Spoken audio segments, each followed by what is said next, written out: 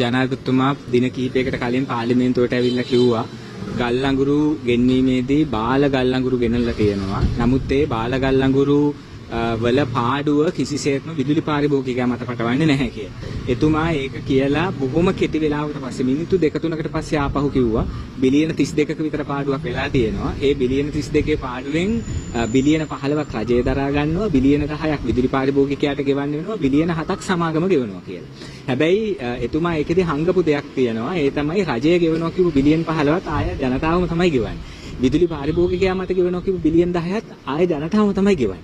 සමාගම ගෙවනවා කිව්ව බිලියන 7 ඒ සමාගම මොකක්ද? ඒ සමාගම මේ බාලගල් අඟුරු ගෙනාවු ට්‍රයිඩන්ට් කෙම්ෆර් සමාගම නෙවෙයි. ඒ සමාගම කියලා කිව්වේ විදුලි බල මණ්ඩලයේ කොටස් වලට කඩලා හදපු නැෂනල් සිස්ටම් ඔපරේටර් සමාගම. ඒකට ඒ නැෂනල් සිස්ටම් ඔපරේටර් සමාගම මාර්තු මාසේ 30 වෙනිදා දිනතිව ලිපියක් නිකුත් කරලා තියෙනවා මහජන උපයෝගිතා කොමිසමට. ඒකෙදි ඔවුන් ඉල්ලා සිටිනවා මීට වඩා ලොකු වගයක්. ඒ කියන්නේ 2026 දෙවන කාර්තුව සඳහා රුපියල් බිලියන 41ක් අමතරව උපයා ගත යුතුව තියෙනවා. ඒ සඳහා විදුලි ගාස්තු ඉහළ නැංවීමකට අවසර දෙන්න කියලා.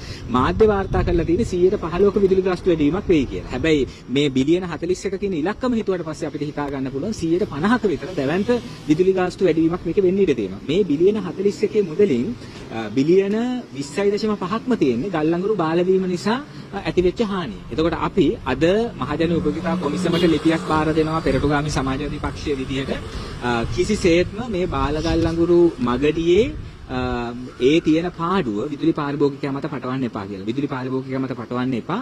ඒ නිසා මේ නැෂනල් සිස්ටම් ඔපරේටර් සමාගම එහෙම නැත්නම් අපි ජනතාව දන්න විදිහට විදුලි බල මණ්ඩලේ මේ ඉල්ලා සිටින විදුලි ගාස්තු වැඩි කිරීම කරන්න එපා.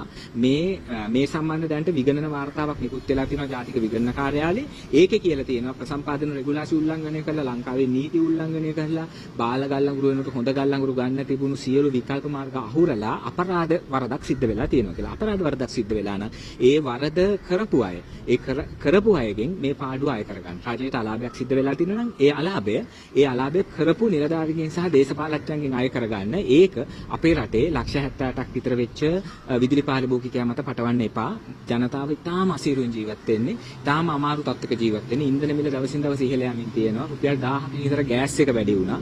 මේ ඇස්සේ විදුලි බිලත් අසීමාන්තික ලෙස වැඩි වුණොත් එහෙම බඩගින්නේ මැරෙන්න වෙයි මිනිස්සුන්ට. මේ මෑතකදී නිකුත් වෙච්ච ලෝක බැංකුව වාර්තාවක් කියන 135ක් ඉන්නේ බඩගින්නේ කියලා ලංකාවේ ජනතාව 3න් එකක්.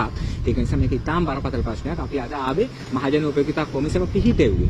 මහජන උපයෝගිතා කොමිසම පිහිටවද්දී ඒකේ අරමුණ විදිහට තිබුණේ විදුලි පාරිභෝගිකයා වෙනුවෙන් පෙනී සිටින්න. ඒ නිසා අපි අද මහජන උපයෝගිතා කොමිසමෙන් ඉල්ලා සිටිනවා කිසිසේත්ම මේ නැෂනල් සිස්ටම් ඔපරේටර් සමාගමේ ඉල්ලීමට එකඟ වෙන්න එපා. ඒ වගේම මේ පිළිබඳ වැඩිදුර කරුණු දැක්වීම සඳහා අපේ පක්ෂයට අවස්ථාවක් ලබා දෙන්න කියලා.